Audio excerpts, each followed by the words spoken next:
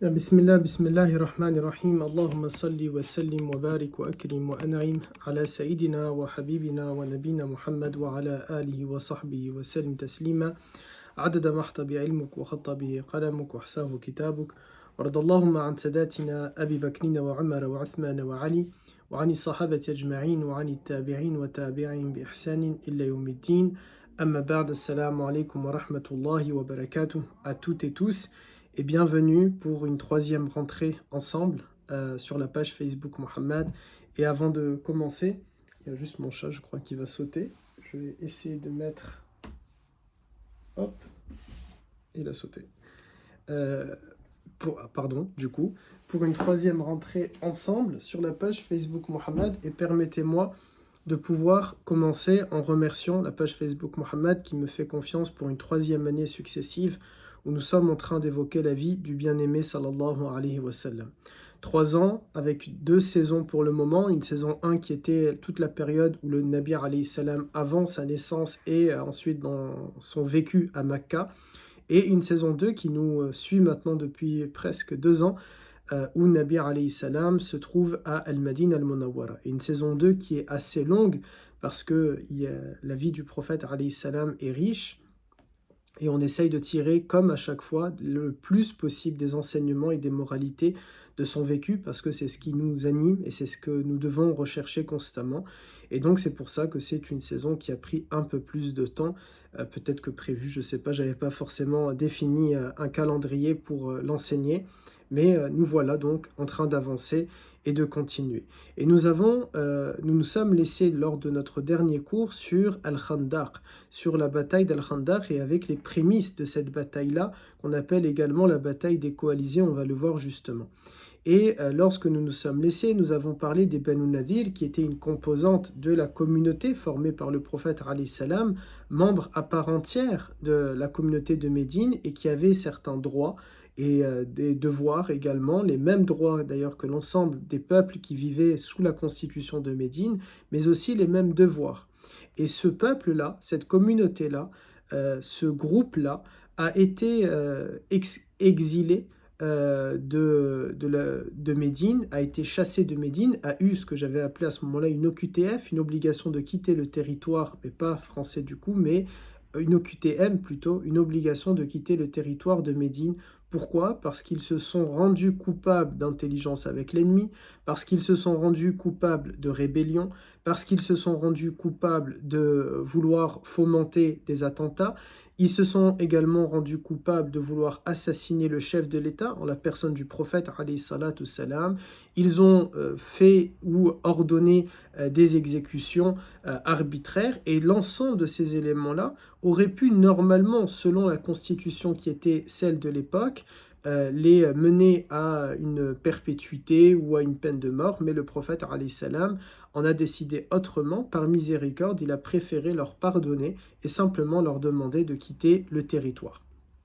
Les Banu Nadir sont donc partis de la ville de Médine et on avait insisté sur le fait qu'ils ne sont pas partis à cause d'une raison religieuse. Le prophète alayhi salam ne les a pas expulsés parce qu'ils sont israélites, parce qu'ils sont juifs, de confession juive, mais il les a bel et bien expulsés parce qu'ils ont commis cette entité-là, ce groupe-là, cette communauté-là. Quand je parle d'entité ou de groupe-là, c'est parce qu'à l'époque, c'est de cette manière-là que ça fonctionne. C'est un bloc entier. Lorsque le chef fait quelque chose, c'était le cas chez les Arabes ou les non-Arabes, c'était le cas chez les Israélites ou les non-Israélites, c'était le cas chez les musulmans, chez les juifs, chez les agnostiques, chez les païens. À chaque fois, c'était les leaders qui vont décider de quelque chose et donc c'est l'ensemble du groupe derrière qui va soutenir et qui va suivre son leader. Eh bien, les leaders des Banu Nadir ont décidé de faire tout ce que je viens de citer là et bien pire encore. Et le prophète, alayhi salam, par miséricorde pour eux, n'a pas souhaité faire et tenir coupable l'ensemble de la communauté, mais simplement de leur dire eh bien, d'être expulsés de la ville de Médine. Et encore une fois, ça n'a rien à voir avec la confession des Banu Nadir. Preuve en est, on va le voir tout à l'heure justement, le prophète n'a pas fait cela avec les Banu Qaynuqa ou avec les Banu Quraïza, qui sont les deux autres groupes, entités, communauté, on peut l'appeler comme vous le souhaitez, israélite, qui vivaient à Médine. Le prophète ne les a pas chassés, ne les a pas expulsés. On voit donc bien ici qu'il y avait une raison politique, purement politique, et rien que politique, à l'expulsion des Banu Nadir. Et ces Banu Nadir, où est-ce qu'ils sont partis lorsqu'ils ont été expulsés? Ils se sont rendus dans les forteresses de Khaybar. Khaybar, c'est une localité, c'est une ville qui existe jusqu'à maintenant et qui se trouve à peu près à 150 km d'Al-Madine al-Munawwara, de la ville du prophète alayhi salatu salam.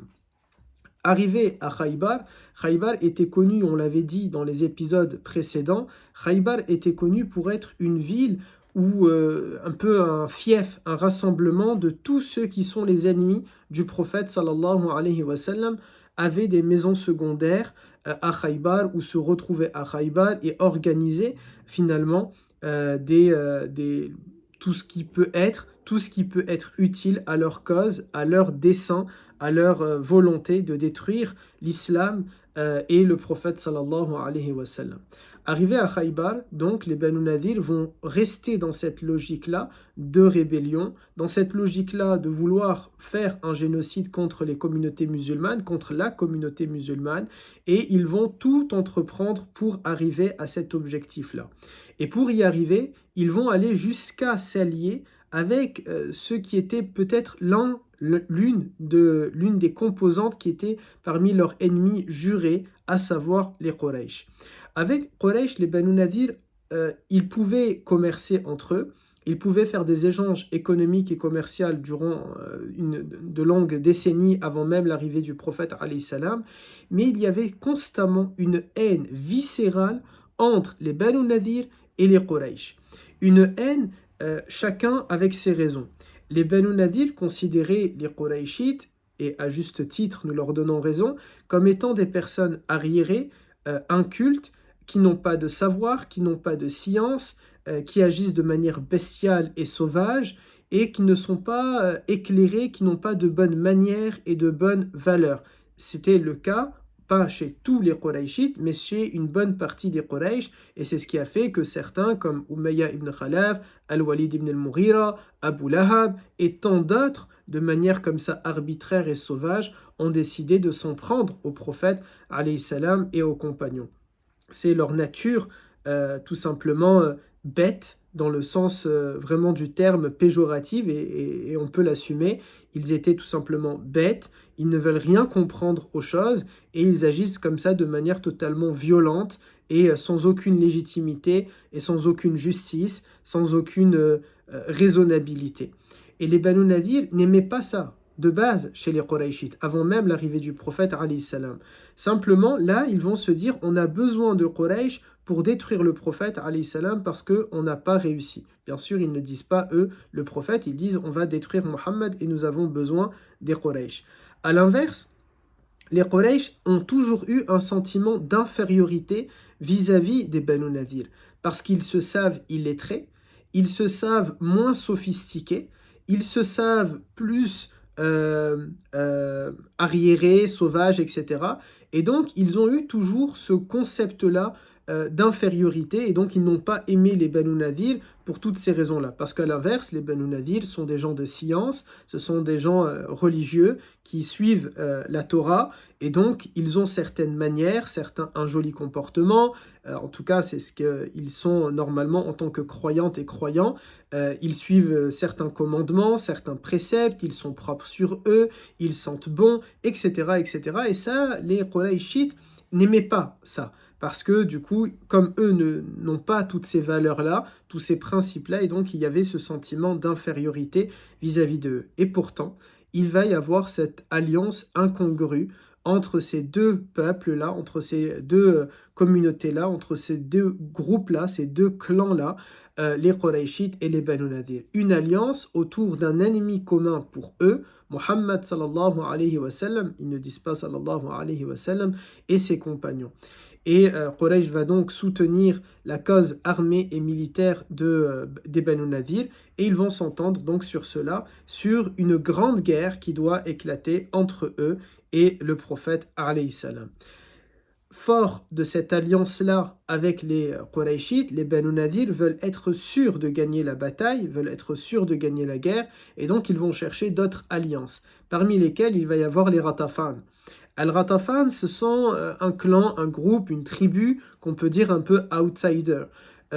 C'était le troisième clan, le troisième groupe, c'est-à-dire qu'il y avait toujours, selon l'ordre dans lequel on veut, peu importe, selon comment on se place, on mettra soit Quraysh devant et ensuite les Banu Nadir, soit on mettrait les Banu Nadir devant ou toutes les communautés israélites et ensuite les Qurayshites, peu importe, ça c'est avant l'arrivée du prophète alayhi salam et qu'il y ait les musulmans. Et la troisième entité, le troisième groupe, la troisième branche, la troisième voie, et le troisième chemin, appelons-le comme on le souhaite, eh bien c'était les Ratafan, qui est quand même un groupe assez important, mais qui était outsider. Les Ratafan ne sont rien devant les communautés israélites ou devant la communauté de Quraysh. Ce sont toujours donc des outsiders, tout simplement, ils sont derrière les deux autres. Et là, ils ont une occasion rêvée, parce qu'ils sont passés en 4e position avec l'arrivée de la communauté musulmane, avec les Ansar et les Muhajirun, et donc ils l'ont mal pris, mal vu, et la haine qu'ils peuvent nourrir à ce moment-là, l'esprit tout simplement de vouloir rabaisser la communauté musulmane va l'emporter et ils vont négocier un pacte militaire, économique et militaire avec les Banu Nadir. Ce pacte, il est tout simple. Les Banu Nadir, étant très riches, notamment à Khaybar, vont donner 50% de leur PIB, 50% de leur richesse et de leur économie et des récoltes qu'ils vont faire aux Ratafan, et en échange, les Ratafan, qui sont connus pour être des mercenaires assez forts et notamment de bons cavaliers dans l'armée, eh bien, ils vont fournir des hommes pour combattre le prophète alayhi salatu salam. Et puis dans cette logique-là, avec l'alliance faite avec Quraysh, avec l'alliance faite avec les Ratafan, eh bien, les Banu Nadir vont en profiter pour maintenant lancer d'autres alliances et ils vont le faire avec tout un tas de petites tribus plus ou moins grandes, plus ou moins moyennes autour de Médine, de sorte à encercler le prophète sallallahu alayhi wa sallam à Al-Madin al-Munawwara. Lorsqu'ils font cela, lorsqu'ils s'assurent de cet ensemble-là, ils arrivent à lever une armée d'environ 10 000 soldats, 10 000 hommes. Alors même que dans le même temps, le prophète sallallahu alayhi wa sallam n'a avec lui que à peu près 2500 soldats actifs qui sont en capacité tout simplement de pouvoir combattre. Et lorsqu'il apprend la nouvelle par les services de renseignement que le prophète alayhi salam a mis en place, nous avions déjà dit cela dans des épisodes précédents sur la page Facebook Mohammed, vous pouvez les retrouver, ou bien sur YouTube, nous avions dit que le prophète alayhi salam avait tout un tas d'espions, ce qu'on appelle aujourd'hui les services de renseignement. Et ces services-là du prophète sallallahu alayhi wa sallam vont donc le prévenir, lui dire, voilà, ils ont levé une armée de 10 000 hommes.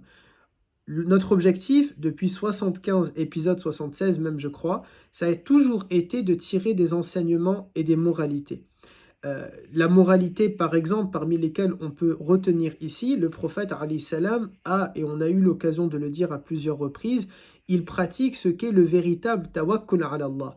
La véritable confiance en Allah Azza wa Jal, elle n'est pas de dire bah, « moi je ne m'inquiète pas, dans tous les cas, tout ce qui doit arriver m'arrivera ». S'ils doivent m'écraser, ils m'écraseront. S'ils doivent nous tuer, ils nous tueront. Il ne fonctionne pas de cette manière-là, Nabi alayhi salam. Il prend ses précautions. Ses précautions, ça a été de placer des espions. Il n'a pas dit je suis khayru khalqillah, je suis le meilleur des hommes, je suis la meilleure des créatures, même de manière générale. Et donc, les anges viendront m'informer si jamais il y a quoi que ce soit, ou les anges descendront comme Allah Ta'ala l'a fait à la bataille de Badr. Non, il prend ses précautions, il prend ses dispositions. Et ça nous enseigne cela. Si l'on doit tirer des moralités, des enseignements, je prends mes précautions, j'entreprends tout ce qu'on appelle as-sabab, et ensuite je place ma confiance en Allah tabaraka wa ta'ala, de manière à ce qu'il azza wa jal décide de l'issue. Et là, je suis radi, je suis satisfait de ce que Allah ta'ala va décider. Mais le croyant n'est pas en train de fonctionner d'une manière où non, dans tous les cas, quoi qu'il va m'arriver, ça doit m'arriver. J'entreprends les différentes mesures. Et donc, il est mis au courant de cela, et dans cette même optique, dans cette même logique de pouvoir préparer les choses et d'entreprendre les causes, Nabi alayhi salam va consulter les compagnons, il va faire ce qu'on appelle Ashura. Allah Ta'ala dit « Washawirhum bil amr » demande-leur leur avis. Aujourd'hui, lorsqu'un chef d'État prend une décision qui est très importante, il a son cabinet de guerre, son cabinet de défense, selon le pays dans lequel on vit, cela peut avoir un nom qui est différent. On peut avoir des proches conseillers, etc. Nabi alayhi salam, son conseil, son cabinet de conseil, son conseil consultatif, son assemblée nationale, si vous voulez, elle est composée de l'ensemble des compagnonnes et des compagnons, sans distinction d'âge. Même le compagnon qui a 10 ans, 11 ans, 12 ans a son avis, et on l'a déjà évoqué lorsqu'il y a eu la calomnie sur Saïda Aïcha radiyallahu anha, notre mère. Le prophète alayhi salam a même demandé l'avis d'un compagnon qui était âgé de 12 ans. Il n'a pas distingué cela. Il prend l'avis de l'ensemble. Et pour celles et ceux qui pensent que l'islam a tort à négliger la femme et la réduite à silence ou quoi que ce soit, c'est totalement faux. Là encore un exemple. Ashura, il n'y a pas eu de distinction. Le prophète, alayhi salam, par exemple, a déjà pris l'avis de Salama. Il a déjà pris l'avis d'une telle, ou d'une telle, ou d'une telle, et etc., etc. Et bien là, il demande cet avis-là. Qu'est-ce que l'on va faire? Il y a 10 000 soldats d'un côté, qu'on appelle Al-Ahzab, les coalisés. Coalisés pourquoi? Parce que c'est plusieurs composantes qu'on vient de citer. Les Banu Nadir, les personnes qui vivaient déjà à Khaybar, les Ratafan, et tout un tas de petites tribus qui sont autour, sans compter Quraysh, je ne sais pas si je les citais. Et dans ce conseil consultatif, beaucoup de compagnons sont sans voix. Ils ne savent pas comment réagir. Ils sont 4 fois plus nombreux en face. Ils arrivent à toute allure. Qu'est-ce que l'on va faire? Ils vont être là dans à peu près 10 jours, moins de 2 semaines. Et c'est dans ce flou total que les compagnons ont, et dans cette demande que le prophète alayhi salam formule sans savoir quelle sera l'issue, qu'un homme magnifique qui s'appelle Salman al-Farisi, un compagnon que j'affectionne tout particulièrement et que j'aime tellement, Salman al-Farisi qui va, et on a, je crois, un peu déjà évoqué l'histoire de Salman, il me semble qu'il y a tout un épisode sur Salman al-Farisi. Salman al-Farisi va du coup donner une idée ingénieuse qui va sauver des vies, la vie de femmes et d'enfants, mais aussi d'hommes, de vieillards et de jeunes. Tout simplement, Salman al-Farisi va apporter un véritable nasr, une véritable victoire au prophète alayhi salam et aux compagnons. Il va dire, Salman, chez nous en Perse, al-Farisi parce qu'il est perse, chez nous en Perse, quand on doit faire face à une armée qui est imposante et qu'on est en infériorité numéraire et qu'on sait tout simplement qu'on ne va pas réussir à gagner, eh bien on creuse une tranchée. Cette tranchée, elle nous paraît tellement logique pour vous et moi, parce que nous sommes allés à l'école républicaine et nous avons appris l'histoire de la Première Guerre mondiale, de la Seconde Guerre mondiale, donc la bataille des tranchées, l'histoire des tranchées, c'est quelque chose qui est familier pour nous, ça paraît même assez logique. Il suffit qu'on se balade dehors et qu'on voit une tranchée dans un champ et ça peut directement nous faire penser à la guerre parce qu'on a déjà entendu parler des tranchées à plusieurs reprises. Mais pour les Arabes, à ce moment-là, ce jour-là précis, c'est quelque chose de totalement inédit. Creuser un trou dans la terre de manière à se protéger de l'arrivée d'un ennemi. Et Salman al-Farisi va donc donner cette ingéniosité-là qu'il n'a pas lui inventée en soi. Il la récupère des Perses et il la donne au prophète alayhi salatu salam. Cette technologie-là, entre guillemets, eh bien le prophète alayhi salam va se réjouir et il va l'utiliser. Maintenant, les compagnons ont à peu près 10 jours. 10 jours pour pouvoir creuser cette tranchée. Et donc 10 jours pour construire une tranchée qui mesure à peu près 2 km de long et 4 mètres de large, et en profondeur, il faut quand même beaucoup plus que la taille d'un homme qui peut rentrer à l'intérieur. Ça prend du temps. Il n'y a que 2500 compagnons actifs militaires qui doivent en même temps que creuser, ils doivent surveiller parce que peut-être il va y avoir des cavaliers de l'Ahzab qui vont venir en avance. L'attaque des coalisés peut se faire par étapes. Et donc, il faut surveiller cela tout en creusant. Tout le monde va participer à la creusée de cette tranchée-là. Les plus jeunes comme les plus vieux, les compagnons comme les compagnons. Tout le monde va participer, y compris la tête de cela, y compris la lumière de cela, le cœur de cela, notre bien-aimé sallallahu alayhi wa sallam. Il n'est pas derrière un bureau avec une carte en train de dire voilà qu'est-ce que vous devez faire. Il a été un manœuvre et un maçon. Il a été un chef de chantier et un architecte. Il a joué tous les rôles durant les 10 jours en train de creuser, en dormant très peu et en s'affamant également.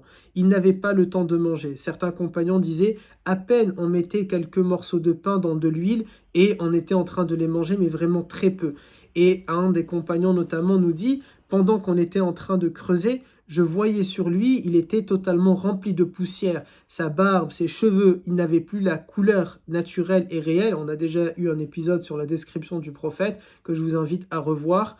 Eh bien, il n'avait plus cette couleur-là. Pourquoi? Parce que Nabi alayhi salatu salam était plein de boue, de poussière, en train de creuser, en train de creuser, en train de creuser. Il s'interdisait de prendre 2 ou 3 repas, mais il ne mangeait que des dattes durant 10 jours. 10 jours où Nabi alayhi salam n'a mangé que des dattes. Et il mettait une pierre autour de son ventre en la serrant, ou plusieurs pierres lourdes, de manière à supporter en fait et à ne pas avoir faim, une des façons que les compagnons ont fait. Et subhanallah, lorsqu'on regarde l'histoire du prophète alayhi salam, Allah Ta'ala l'a préparé à un siège. Allah Ta'ala l'avait préparé avec le boycott qui a duré 3 ans et que nous avons déjà fait tout un épisode là-dessus. Ça nous montre également comment Allah Ta'ala prépare son esclave, prépare son serviteur, pas que Nabi alayhi salam, mais vous et moi également. Allah Ta'ala nous prépare à des épreuves qui vont venir sans que nous, on se rende compte de cela. Allah Ta'ala a préparé le prophète avec le boycott, Allah Ta'ala l'avait préparé avec l'expulsion, Allah Ta'ala l'avait préparé avec la perte de ses proches, avec la perte de ses enfants, etc. Tout cela dans une optique qui nous échappe au moment où nous sommes en train de les vivre, si jamais c'est dans notre cas à nous, mais ensuite, plus tard, lorsqu'on se pose et qu'on fait le tadabbur, la réflexion, lorsqu'on médite, eh bien on se rend compte, subhanallah, et alhamdulillah, Allah Ta'ala m'avait préparé à ceci, Allah Ta'ala m'avait préparé à cela, etc. C'est comme ça aussi qu'on tire des enseignements et des moralités et que l'on vit, c'est pas exhaustif, mais c'est parmi les manières d'être fidèle au pas du prophète sallallahu alayhi wa sallam et de marcher dans son chemin et dans sa voie, de pouvoir nous aussi tirer des enseignements et des moralités. Et donc, ils vont creuser cette tranchée, et pendant qu'ils la creusent, c'est là où il y aura ce fameux hadith que vous avez probablement déjà entendu, et qui dit qu'il y a eu une grosse pierre à un moment donné, et les compagnons n'ont pas réussi à l'enlever, ce gros rocher, c'est pas une pierre, on parle vraiment là d'un gros rocher, ils n'ont pas réussi à le soulever, et Nabi alayhi salam, lorsqu'il est mis au courant de cela, c'est-à-dire, on va pas lui dire, Ya Rasulallah, viens porter ou viens faire, mais c'est dans le sens, Ya Rasulallah, nous avons un problème. Il y a un endroit où malheureusement la tranchée ne va pas pouvoir se réaliser, ne va pas pouvoir se faire, et donc ils vont peut-être pouvoir sauter sur ce rocher pour ensuite passer. Là, Nabi alayhi salam va s'approcher et il va donner 3 grands coups sur ce rocher-là. Et bien sûr, avec la force de Sayyidina Jibril alayhi salam, ce rocher va se fendre totalement en plusieurs morceaux et 3 lumières vont jaillir. 3 lumières qui vont, c'est des éclairs en fait, tout simplement. Aujourd'hui, on voit si Allah Ta'ala fait qu'une lumière qui peut nous éblouir émane du ciel, et bien sachez qu'il peut aussi le faire d'une tranchée, et ça s'est réalisé tout simplement du temps du prophète alayhi salatu salam. Et lorsque les compagnons demandent au sujet de ces lumières-là, le prophète annonce 3 miracles qui vont se réaliser, qui vont se prophétiser. Donc celles et ceux qui ne veulent pas croire aux 3 lumières, en tout cas, sachez que les 3 miracles que le prophète a prophétisés se sont réalisés. Quels sont-ils? L'entrée de l'islam dans les terres du Yémen, et je dis bien l'entrée, parce que l'islam ne s'est pas répandu avec le sabre et avec l'épée, elle s'est fait avec le savoir, elle s'est fait avec la plume, elle s'est fait avec le dialogue. Jamais l'islam n'a imposé quoi que ce soit, jamais l'islam, vous savez, il n'y a aucun verset dans le Coran qui dit and I quote, je vais citer des versets qui ne sont pas de notre livre à nous, qui ne sont pas du Coran, mais qui sont des livres religieux de d'autres religions, dans lesquels il est dit à l'intérieur, n'est pas un bon, par exemple, en tout cas, je ne sais pas, je ne maîtrise pas la foi chrétienne pour être un expert de la Bible, mais de ce que moi, j'ai une Bible ici juste à la maison, et quand je l'ouvre et que je lis, eh bien, il y a par exemple, n'est pas un bon chrétien, celui dont le glaive n'a pas répandu le sang. Eh bien, dans l'islam, il n'y a pas cela. Au contraire, dans l'islam, il y a celui qui va protéger une vie, c'est comme s'il a protégé l'humanité. Man qatala nafsan wahida kama qatala an-nasa jami'a. L'islam dit celui qui a tué une vie, c'est comme s'il a tué l'humanité entière. Et j'insiste là-dessus parce qu'il nous faut méditer sur le Coran. Allah Ta'ala n'a pas dit man qatala bashara. Allah Ta'ala ou bashar ou insan. Allah Ta'ala ne dit pas celui qui tue une personne, mais celui qui va tuer une vie. Une vie, c'est-à-dire je tue un animal, je tue une plante de manière arbitraire. Je n'ai pas besoin de tuer cet arbre-là et comme ça j'arrive et je décide de le raser et de le tuer. Ça c'est l'islam. L'islam nous interdit de faire cela. L'islam préserve cela. L'islam a rendu la vie sacrée. Elle fait partie des 5 choses que le croyant doit préserver. Hifd an-nafs, la protection de la vie, la préservation de la vie. Coûte que coûte, quoi qu'il en coûte, le croyant sauve et préserve la vie. Je ne chasse pas pour le plaisir de chasser. Je ne tue pas du gibier pour le plaisir de le tuer. Je pêche pas dans la mer juste par plaisir de cette manière-là. Si j'aime pêcher et que j'ai pris le poisson et que je n'ai pas l'intention de le manger, je n'ai pas l'intention de le vendre, je n'ai pas l'intention de l'offrir, eh bien, je vais le remettre dans l'eau tout simplement. Je ne vais pas l'observer comme ça, content d'être tué. Pour revenir dans le cours et de manière à ne pas m'étaler, donc le prophète alayhi salatu salam annonce l'entrée dans l'islam du Yémen. Le Yémen deviendra musulman, et quand on dit le Yémen, c'est donc toute cette région-là qui a en bas. Aujourd'hui, je crois que c'est le Yémen et Oman. Donc Al-Yaman, c'est-à-dire parce qu'on a appelé ça Al-Yaman, parce qu'il est à la droite de la Kaaba. Et donc c'est toute cette partie-là qui est à droite de la Kaaba, le Yémen et Oman, vont devenir musulmans. Mais il dit aussi l'entrée du Shem dans l'islam. Hacham, c'est quoi? C'est ce que nous appelons aujourd'hui la Palestine, la Jordanie, la Syrie, le Liban. C'est cette région-là qu'on appelle Hacham. Et il va également annoncer l'entrée dans l'islam de la Perse, justement, la Perse de Salman al-Farisi, qui va devenir musulmane. Et la Perse aujourd'hui, c'est à peu près, c'est pas exactement ces frontières-là, ce qu'on appelle aujourd'hui l'Irak, l'Iran, le Koweït peut-être un peu, c'est à peu près cette région-là qui va devenir musulmane. Et alhamdulillah, en effet, ces régions-là sont devenues musulmanes. De mémoire, je ne veux pas dire de bêtises, donc il faudrait vérifier, mais il me semble que le prophète, alayhi salam, lui, ne verra que le Yémen devenir un peu musulman, pas totalement, puisque dans un célèbre hadith, il va envoyer Mu'adh ibn Jabal au Yémen pour apprendre l'islam aux nouveaux compagnons ou élèves des compagnons, les tabi'in, qui vivent sur place.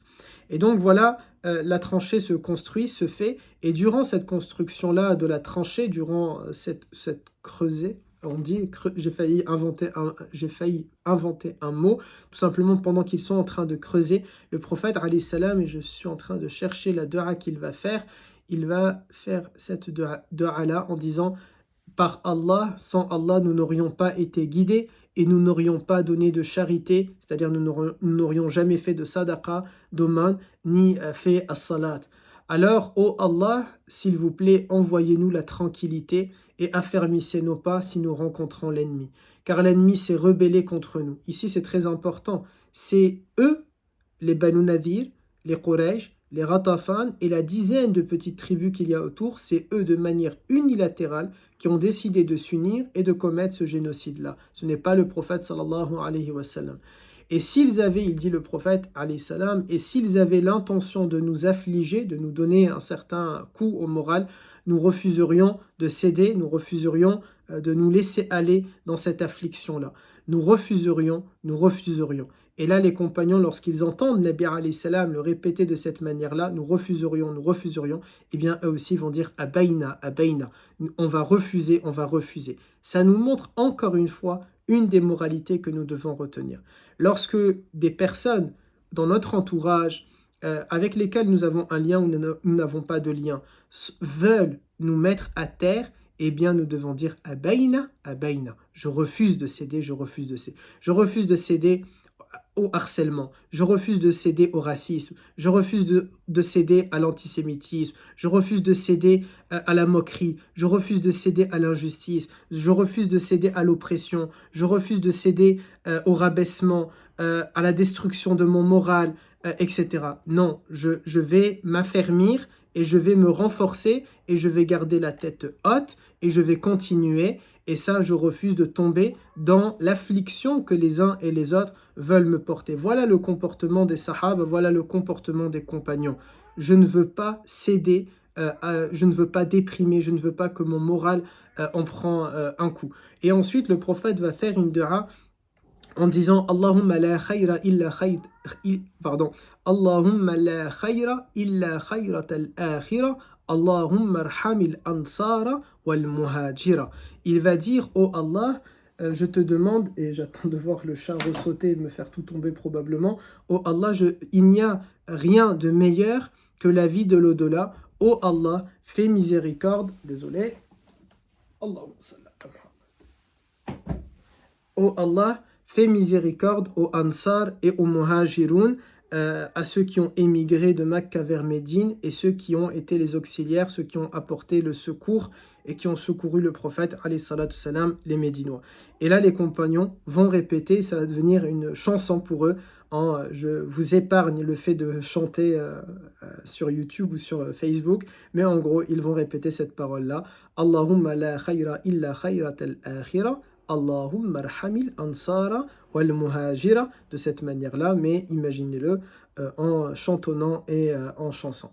Et c'est sur ça que l'on va se laisser, ça sera un tout petit cours aujourd'hui, mais on est en train de, comme ça d'avancer sur la bataille d'Al-Khandaq avec cette partie 2. Et on peut, je pense, quand j'étais en train de le préparer, il reste bien sûr énormément de choses à dire sur la bataille d'Al-Khandaq, mais j'ai trouvé ça judicieux de finir sur cette invocation en espérant que nous aussi, Allah Ta'ala nous fasse miséricorde, car certes, et c'est réel, et la parole de Nabi alayhi salam est véridique, il n'y a rien de mieux que la vie de l'au-delà, et nous demandons à Allah Ta'ala, qui est Ar-Rahman et Ar-Rahim, le clément et le miséricordieux, de nous faire miséricorde. Nous demandons à Allah Ta'ala d'être à nos côtés et de ne pas être contre nous, bi'idnillah. Et juste avant quand même de vous laisser, je vérifie que un peu plus haut, je n'ai rien oublié à mettre.